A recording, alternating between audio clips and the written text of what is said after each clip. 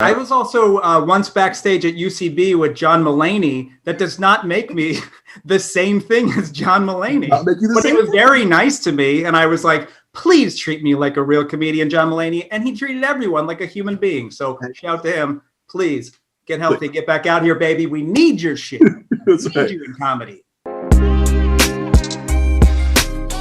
Comedian John Mulaney reportedly checking himself into rehab for alcohol and cocaine abuse after battling addiction for decades. Shout out to John Mulaney. Just got out of rehab. He went to rehab? Oh man, he had a real bad relapse apparently. So he just got out of his 60-day. Shout out to him. Hey, as a dad, I get it, my man. You on a journey, and shout out to John Mulaney. Can I tell you, that's news to me. I don't know why, because John Mulaney is one of my favorite comedians. I love John Mulaney. Now I quit drinking because I used to drink too much and then I would black out and I would ruin parties. When I went to go get sober last year, John Mulaney was I made a whole montage of people I respect that are sober and got sober. I liked how funny he could be about being sober. Yep. I thought that there's no way this guy could be as prolific and crisp and hilarious as he is without being sober. I don't drink. I used to drink, and then I drank too much, and I had to stop. That surprises a lot of audiences because I don't look like someone who used to do anything.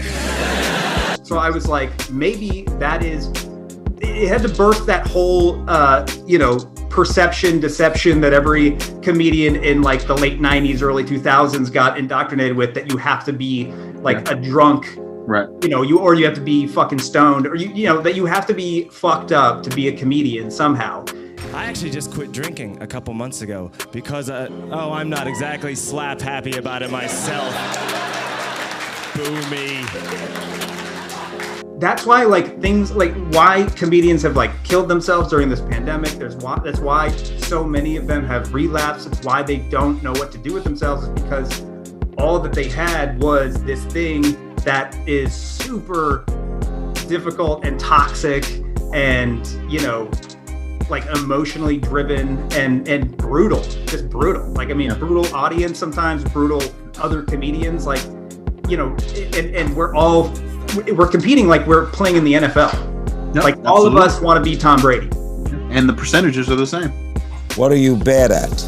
Everything but stand-up comedy, and sometimes I'm bad at that. I support comedians getting sober. I am a fan of sobriety. I am not sober. I had to go through a period of time where I was I'm an alcoholic and I'm an addict. And I had to recognize that I'm an addict, but then go, why are you an addict?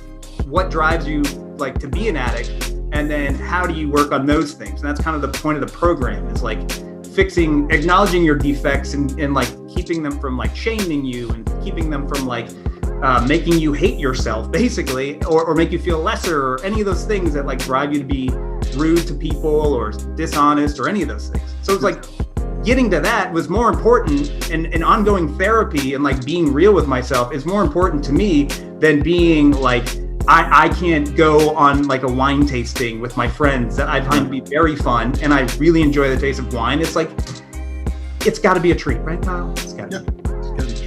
The comedian that made you want to pursue comedy? In truth, Jerry Seinfeld. Great. Yeah.